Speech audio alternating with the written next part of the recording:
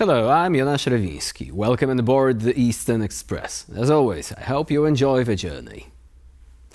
On this episode, let's talk about Russia's big idea of the moment, which is losing a lot of tanks in Ukraine.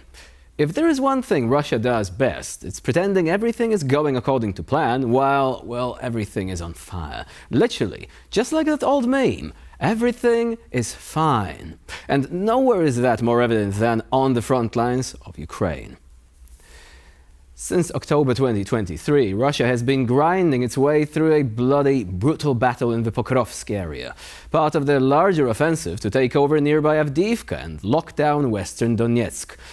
And as usual, it's not going well for them. But it's not rosy for the Ukrainian side either, so without further ado, let's look at our latest report to find out more. On October 2nd, the Ukrainian military command officially announced its troops' withdrawal from Vuhledar, following the city's fall a day earlier. Ukraine's military tactic in the Donbas region assumes a strategic withdrawal from key towns like Vuhledar, aiming to inflict maximum damage on Russian forces while preserving its own troops. This approach reflects Ukraine's broader strategy of exhausting Russian resources in a prolonged war of attrition. Although Ukraine has lost several towns, military experts emphasize that the real battle lies in wearing down Russia's military capabilities. They estimate that Russia's armored vehicle stock could be depleted by 2026. Those who defended Vuhledar reported that the Russian artillery outnumbered Russian forces 10-1, forcing the retreat. Ukraine's military, while facing a disadvantage in manpower and firepower, has been steadily closing this gap through Western aid and mobilization efforts. This war's heavy toll on Russia is evident. Rising Russian casualty numbers, estimated at 1,200 per day, and significant losses in armored fighting vehicles are straining Russian resources. Meanwhile, Russian forces are preparing for new assaults in Zaporizhia, focusing on cutting off key Ukrainian supply lines. Using small, fast-moving assault groups, Russia seeks to disrupt Ukrainian logistics, intensifying combat near Orikhiv and Robotyne. As Ukraine faces this looming threat, it continues to balance defensive strategies with its efforts to wear down Russia's military machine in a drawn-out conflict. And now, as always, it's time to take a look at the issue in greater detail. According to the Institute for the Study of War, Russia has lost 1,830 pieces of heavy equipment in its attacks in the Pokrovsk direction in the past 12 months. And you might be thinking, wow, 1,830, that sounds bad. Well, it is. Of those 1,830 pieces, 539 were tanks. That's roughly a division and a half's worth of tanks. Now, you might think, okay, that's bad, but it can't possibly get worse. Well, wrong. According to the ISW, these numbers might actually be conservative, which for Russia is saying something. Russia's losses are probably higher because not every destroyed vehicle actually gets counted. It is like losing your keys, wallet and dignity at a party, but only remembering to tell your friends you lost the keys. Russia's military is burning through their Soviet-era vehicle stockpiles rather fast. And this is more than just about losing hardware. It's a massive blow to Russia's ability to wage war. Because, let's face it, even for Putin, tanks don't grow on trees. Replacing these losses requires time, resources, and most importantly, a functioning military-industrial complex, which Russia is currently struggling with. The Institute for the Study of War says, and I quote, "The Russian military command may not be willing or able to accept the current scale and rate of vehicle loss in the coming months and years." Ouch. Translation: we might not be able to keep doing this without looking really dumb. You know it's bad when even the Russians have to acknowledge it. So, what's Ukraine's game plan in all this? Well, Ukraine's playing it smart. Rather than getting drawn into these insane slugfests, they are hedging their bets on the battlefield. Ukraine has recently pulled out of the city of Vuhledar after holding out for more than 2 years. And before that, Avdiivka and Marinka fell earlier this year. And as bad as that sounds, there is merit behind it. Ukraine has adopted a strategy known as trading space for Russian losses, which is just a polite way of saying we'll let them come in, but only after we've made them pay for every inch. And boy, is Russia paying. That's the key issue here. Ukraine's strategy isn't about holding every single city and town. It's about inflicting as much damage as possible on Russia's forces, so that eventually they cannot sustain their offensive anymore. Ukraine's top general Oleksandr Syrsky has said the ratio of artillery fire between Russia and Ukraine is finally narrowing, and by 2026, Russia is expected to run out of armored vehicles, which, if you're keeping track, means in about 2 years they will be asking their soldiers to probably ride into the battlefield on bicycles or kick scooters. Russia is hoping to grind Ukraine down through sheer numbers and firepower, but Ukraine, backed by Western aid, is making them bleed for every victory. President Zelensky himself has said the most important thing in this war is to exhaust the enemy. And it's working. The more Russia throws at Ukraine, the more they lose. And what is Russia left with? A war machine that's running out of steam, and a strategy that's starting to look a lot like a scene from Titanic, where everyone realizes the ship is sinking, but instead of violins, it's just tanks exploding everywhere, and Crimean oil terminals, and experimental stealth drones. But, everything is fine. And now here to shed more light on the issue is Taras Kuzio, Professor of Political Science at the National University of the Kyiv-Mohyla Academy. Hello and welcome to Eastern Express. Good morning and thank you for inviting me. So with the fall of Vuhledar, do you think the Russians really do have a reason to celebrate? Or is the situation slightly more complex in nature? Well, they have lost a huge number of soldiers and equipment. I mean, the numbers are just mind-boggling. Russians were losing casualties, which is dead and wounded, something like 1,200 a day. And usually for a Western or a NATO army, Ukrainian army, wounded are evacuated. In the Russian case, most wounded are left to die. So we assume they're all going to be. That's a huge number of people. For a very small bit of territory. They've been fighting, trying to conquer this part of the Donbass for over 2 years. So it's not a fantastically big strategic advantage. Yes, of course, loss of territory is always something important, but it's not going to lead to a massive breakthrough on the Russian lines. So you don't think that the capturing of this city, which was considered as a strategic point on the map, may actually lead to further difficulties? For example, when it comes to logistics, when it comes to the Russians being able to target strategically important highways and so on. Because this was given as one of the arguments why we should not ignore Vuhledar, apart from the obvious human tragedies of the people that had to be evacuated and the soldiers who died defending that place.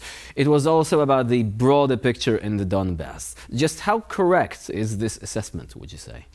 The problem with often Western experts is that they describe every city and town as a strategic objective.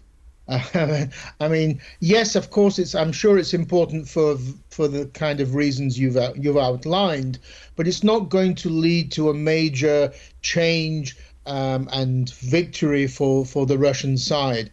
What we have seen is that Russia is willing to allow huge numbers of soldiers to die, huge numbers of equipment to be destroyed, and for very small bits of land. Russia does not have the ability to launch massive groundbreaking offensives, particularly with so many drones in the air. And it cannot do this on many fronts. For example, Vladimir Putin demanded that Ukrainian soldiers be removed from the Kursk region by October 1st. We are now on October 8th and Ukrainian troops remain there.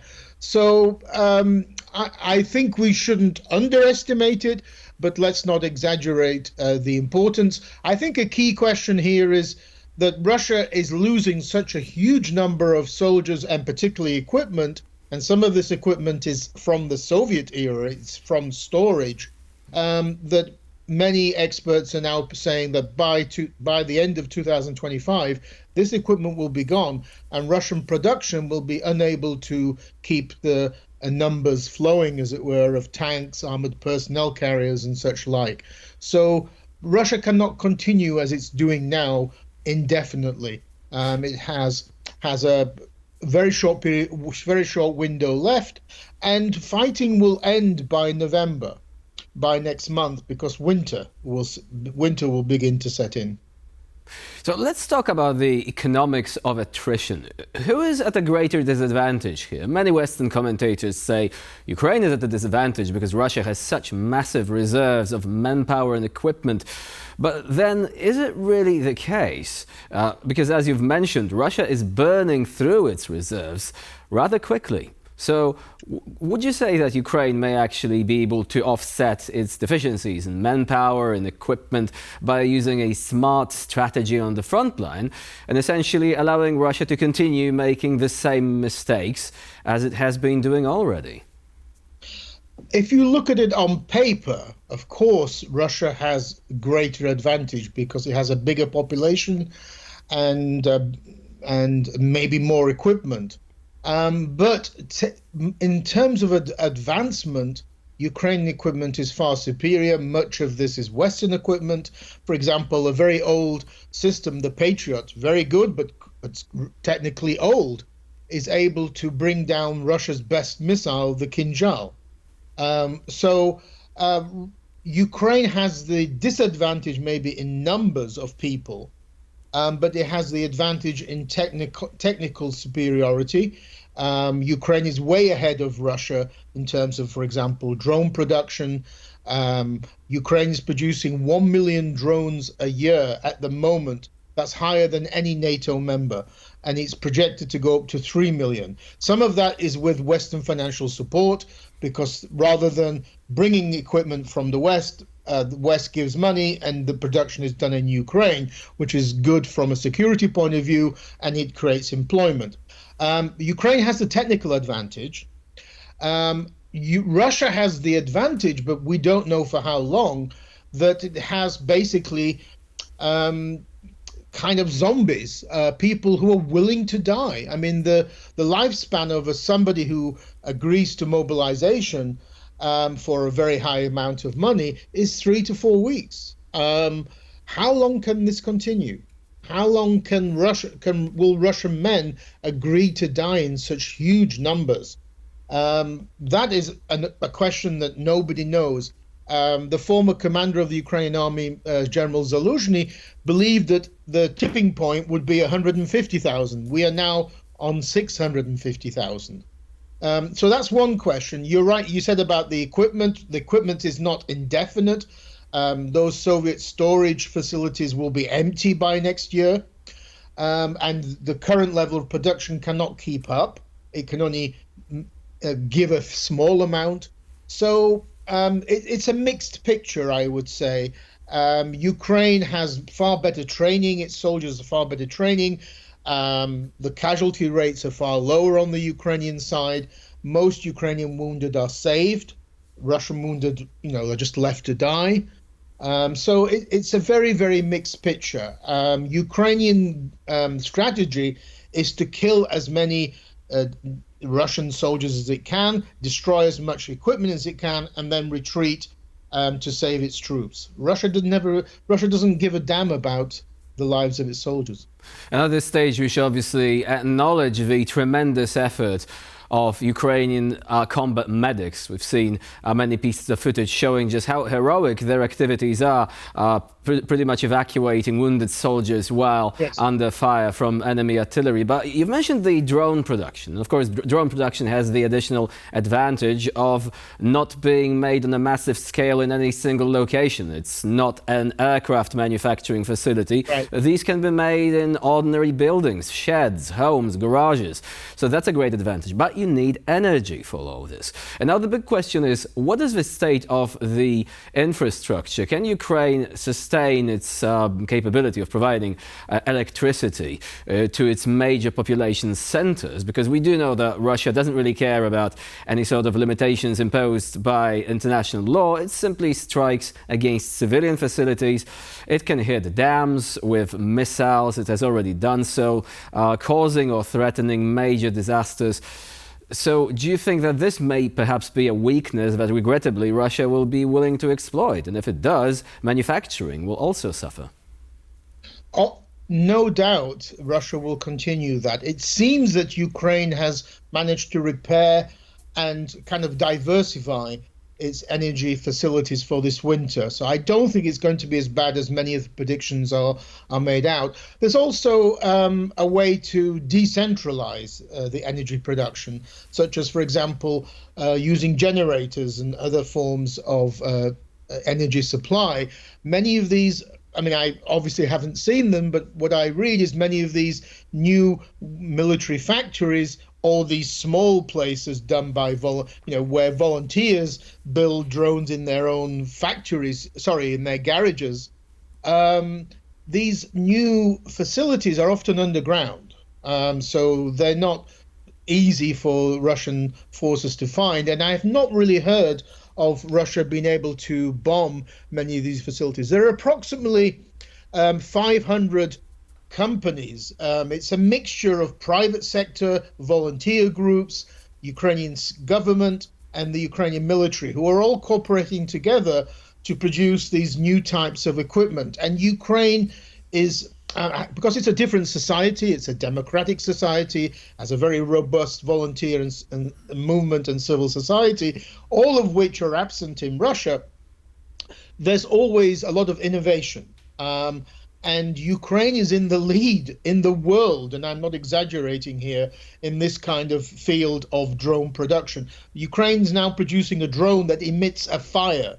It's like a kind of a, it's called a dragon drone. And it's like a flying flamethrower, essentially. Yes, and it's that Ukraine's in the lead on that. Ukraine's in the lead with the sea drones, which has destroyed a third of the Russian Black Sea Fleet. These long-distance drones and missiles that Ukraine is building have capacity of up to and over 2,000 kilometers. So there's a lot of innovation and cooperation with different sectors. A lot of this is decentralized. It's not focused, concentrated in huge factories. In the Soviet Union, the factories were just simply huge. In Dnipropetrovsk, where former President Kuchma was the director, the factory had 50,000 employees. It was the biggest nuclear weapons factory in the world. That's all gone. These are all small little places that are contributing to this. And there's a lot of individual involvement. That kind of individual initiative does not exist in Russia, because Russians remain subjects. Ukrainians have become citizens. They're active. They feel they have willpower and political will. So a lot of that helps in this partnership. And the energy factor, undoubtedly for maybe the civilians in buildings, that could be more of a problem. But I don't seem to see a problem so far in the economic and the military side. Ukraine is, ironically, and this is really ironic, there's economic growth in Ukraine this year and last year. 2022, no, it collapsed. But in 2023 and this year, there's been economic growth in Ukraine. So and that's a very important point that we should make, that it's a society that has the distinct advantage over Russia in that there is innovation, there is real motivation to act. And we often lament the fact that dictatorships can often move faster than democratic societies, but this is an important point. We should not forget that democratic societies also have many advantages which dictatorships can only dream of. Professor Taras Kuzio was our guest today here on TVP World. Thank you very much for joining us and for sharing your insight. Thank you for inviting me. And now we're moving on to Eastern News Flash, a series of all the other stories from the East that you really don't want to miss. The infamous merchant of death, Russian arms dealer Viktor Bout, is said to have returned to the arms trade market by attempting to broker small sales to Yemen's Houthi militants, backed by Iran. Released in a high-profile 2022 prisoner swap with the US, Bout has a long history of supplying weapons to active conflict zones, such as Afghanistan. In August, Bout allegedly met with Houthi representatives in Moscow to discuss a $10 million deal for automatic weapons, including AK-47 rifles and possibly anti-tank and anti-aircraft systems. These shipments could reportedly start being delivered as soon as October. While the Kremlin's direct involvement remains unclear, the US strongly opposes any arms transfers to the Houthis, a group it considers a terrorist organization. The Kremlin dismissed reports of such deals as apparent fabrications. Georgia's ruling party, the Georgian Dream, has resumed its attempts to impeach pro-Western President Salome Zurabishvili just weeks before the country's general election. Zurabishvili has increasingly clashed with Georgian Dream, particularly over her opposition to controversial laws and her efforts to unite opposition forces. The ruling party alleges that the president violated the constitution by making official visits to Brussels, France and Germany without the prime minister's consent. However, the Georgian Dream lacks the votes needed to successfully impeach her at the moment. The dispute between Zurabishvili and the Georgian Dream has deepened since her election in 2018, especially after she vetoed a foreign influence bill, which critics liken to Russia's foreign agent law. The implementation of the foreign influence law, along with a law curbing LGBT rights, drew sanctions from the US and a halt in EU accession talks. Despite these decisions, Georgian Dream insists on its commitment to joining Western institutions. Ukraine's parliament, the Verkhovna Rada, has banned MPs from using the Telegram messaging app on their work devices. The decision was based on recommendations from Ukraine's National Security and Defense Council and stems from concerns about the app's potential risks to national security.